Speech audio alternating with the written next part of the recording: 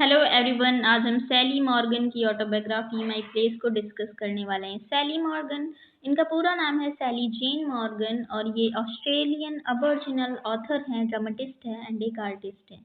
इनकी बर्थ हुई थी 1951 में पर्थ वेस्टर्न ऑस्ट्रेलिया में और इनका जो वर्क है माई प्लेस इसको 1987 में पब्लिश कराया गया था। ये बहुत सेलिब्रेटेड ऑथर हैं Australian Aboriginal literature, means Australia का जो आदिवासी साहित्य है उसमें इन्होंने काफ़ी कंट्रीब्यूट किया है और ये बहुत ही सेलिब्रेटेड ऑथर हैं। इनके वर्क माई प्लेस के लिए इनको काफ़ी सारे अवार्ड्स भी मिले हैं। Human rights award for literature इनको 1987 में मिला है and author of Australia book prize इनको 1990 में माई प्लेस वर्क के लिए मिला है। अब हम इनका जो वर्क है माई प्लेस इसकी एक्सप्लेनेशन स्टार्ट करते हैं। द स्टोरी, सबसे पहले सेटिंग देखते हैं। The story setting revolves around Morgan's own home town Perth western Australia. इस जो ऑटोबायोग्राफिकल नॉवेल माई प्लेस है उसकी जो सेटिंग है वो उनकी खुद की home town Perth western Australia की है और करूना डाउन्स स्टेशन की है। अब हम इसकी माई प्लेस की स्टोरी देखते हैं। My place is a story of young aboriginal girl and her childhood. ये एक आदिवासी लड़की और उसके बचपन की कहानी है from the perspective of not knowing her own identity. And इस पर्सपेक्टिव से बताई गई है कि एक आदिवासी लड़की है जिसको खुद की आइडेंटिटी के बारे में नहीं पता है, उसकी असली पहचान के बारे में उसको नहीं पता है। The story of my place begins with the story of Morgan's own. और माई प्लेस की जो स्टोरी है उसकी स्टार्टिंग होती है मॉर्गन की खुद की स्टोरी से। इसमें मॉर्गन की खुद की स्टोरी के बारे में बताया गया है एंड उनका क्या कनेक्शन है अबॉर्जिनल लोगों से, अबॉर्जिनल कम्युनिटी से उनका क्या कनेक्शन है उसके बारे में बताया है। The book is about Sally's journey to discover her true identity. ये जो बुक है माई प्लेस ये सैली की जर्नी के बारे में है कि कैसे वो अपनी खुद की असली पहचान की खोज करती हैं and connection with her aboriginal heritage, और उनकी जो सांस्कृतिक विरासत है उससे उनका क्या कनेक्शन है उसके बारे में है। एंड जो बुक है माई प्लेस ये काफ़ी सारे चैप्टर्स में डिवाइडेड है। At beginning, Sally recounts her childhood experiences growing up in Perth, Western Australia. तो बुक की स्टार्टिंग में सैली बताती हैं कि वो अपने चाइल्डहुड एक्सपीरियंसेस, अपने बचपन के जो अनुभव हैं उनके बारे में बताती हैं। एंड उन ग्रोइंग अप इन पर्थ, और पर्थ में जो वो रहती थी, वेस्टर्न ऑस्ट्रेलिया में वो रहती थी, वहाँ पे उन्होंने उनके जो एक्सपीरियंसेस हैं, कैसे वो स्कूल में उनके जो फ्रेंड्स हैं उनसे पूछते थे कि वो किस जगह से बिलोंग करती हैं। एंड जो सैली थी, सैली मॉर्गन थी, उनको अपने बारे में नहीं पता था कि वो किस एंसेस्टर्स उनके कौन से हैं एंड वो किस जगह से बिलोंग करती हैं। She was raised by her mother Gladys and her maternal grandmother Daisy. उनकी मदर जो थी ग्लैडिस और मैटरनल ग्रैंड मदर नानी डेजी ने पाला था। Her mother was a member of बेलगू people of Pilbara region of eastern Australia. उनकी जो मदर थी वो बेलगू लोगों की सदस्य थी। पिलबारा रीजन में जो बेलगू लोग थे उनके उनके समूह की सदस्य थी जो वेस्टर्न ऑस्ट्रेलिया में था। She describes her confusion and feeling of displacement as a child of mixed heritage. और इस बुक में उन्होंने अपनी फीलिंग, अपने अनुभवों के बारे में बताया है कि क्या, और अपने जो कंफ्यूजन उलझनों के बारे में बताया है कि जब वो छोटी थी तो उनका जो रंग था वो काफ़ी साफ नहीं था एंड वहाँ पे जो गोरे लोग थे, जो श्वेत लोग थे, वो उनसे उनके बारे में पूछते थे। एंड वो मिक्स्ड हेरिटेज से बिलोंग करती थी। ट्रू आइडेंटिटी उनको अपनी नहीं पता थी, तो वो कंफ्यूजन में रहती थी, वो उलझन में रहती थी, उसके बारे में बताया है। And unaware of her aboriginal roots, और वो अपने जो उनके आदिवासी जो जड़ें थी, आदिवासी लोगों से वो बिलोंग करती थी, उसके बारे में उनको नहीं पता था, तो वो कंफ्यूजन में रहती थी।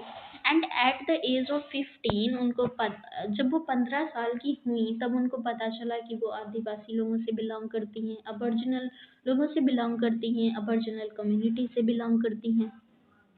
It is a story of Sally's quest to uncover her family history.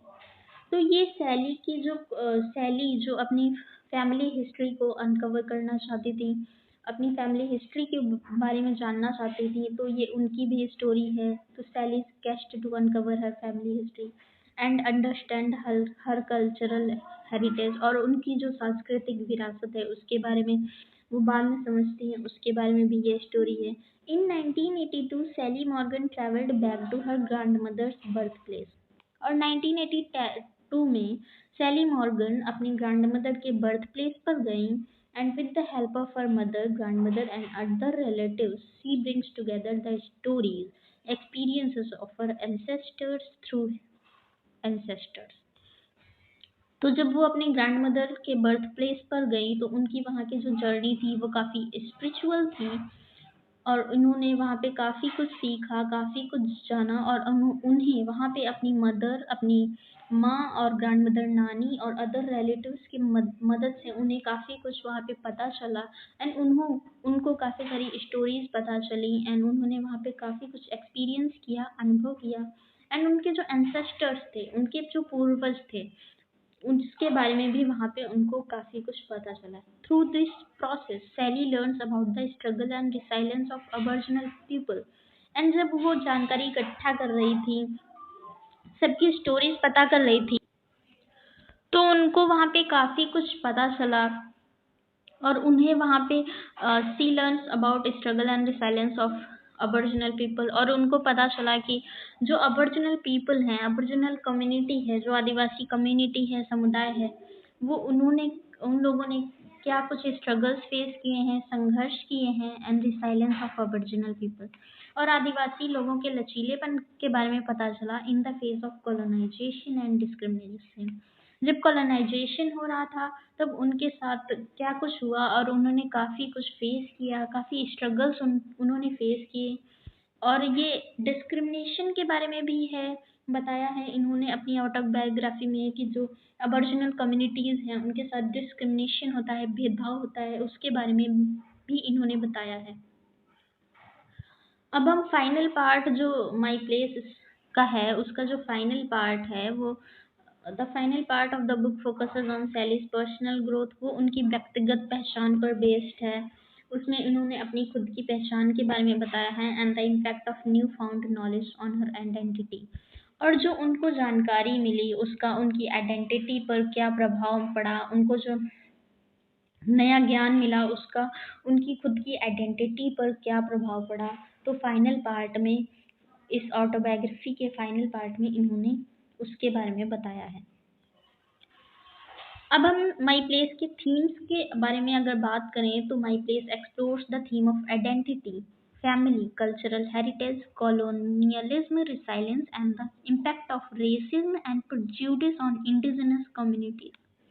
तो माई प्लेस में काफ़ी सारी थीम्स हैं, लाइक आइडेंटिटी, पहचान की थीम है, फैमिली, परिवार की थीम है, कल्चरल हेरिटेज जो सांस्कृतिक विरासत है उसकी भी थीम है, कॉलोनियलिज्म की भी थीम है, रिसाइलेंस लचीलेपन की थीम है, अबॉर्जिनल रिसाइलेंस मीन्स जो आदिवासी लोगों के लचीलापन होता है उसके बारे में बताया है, कल्चरल हेरिटेज और जो उनकी सांस्कृतिक विरासत है उसके बारे में बताया है, and the impact of racism and prejudice on indigenous communities, और प्रेजुडिस नस्लवाद और पूर्वाग्रह का जो प्रभाव पड़ता है स्वदेशी लोगों पर, उसके बारे में इन्होंने अपनी ऑटोबायोग्राफी में बताया है, and it is also about the diverse experiences of indigenous Australians, और जो स्वदेशी ऑस्ट्रेलियंस हैं उनके जो अलग अलग अनुभव हैं उसके बारे में इन्होंने इसमें बताया है। माई प्लेस वर्ड सिम्बलाइज, अब जो माई प्लेस वर्ड है उसका क्या मीनिंग है एंड वो क्या सिम्बलाइज करता है। The word my place is used not only as a place where one can be located. My place word इन्होंने यूज किया है इसके लिए नहीं कि ऐसी जगह जहाँ पर हम लोग रहते हैं उसको माई प्लेस नहीं कहा जा सकता, but this is used as a cultural place. इन्होंने अपने वर्क में माई प्लेस को as a cultural place use किया है,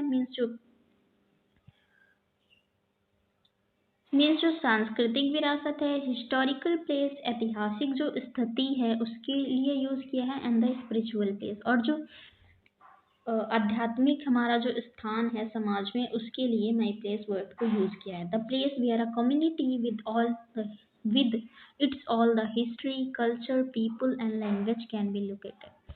ऐसी जगह, ऐसा स्थान जहाँ पे एक कम्युनिटी, एक समुदाय अपनी पूरी हिस्ट्री, अपने पूरे इतिहास, अपने कल्चर और पीपल, अपने लोगों एंड लैंग्वेज के साथ रहती है, उस जगह को माई प्लेस बोलते हैं।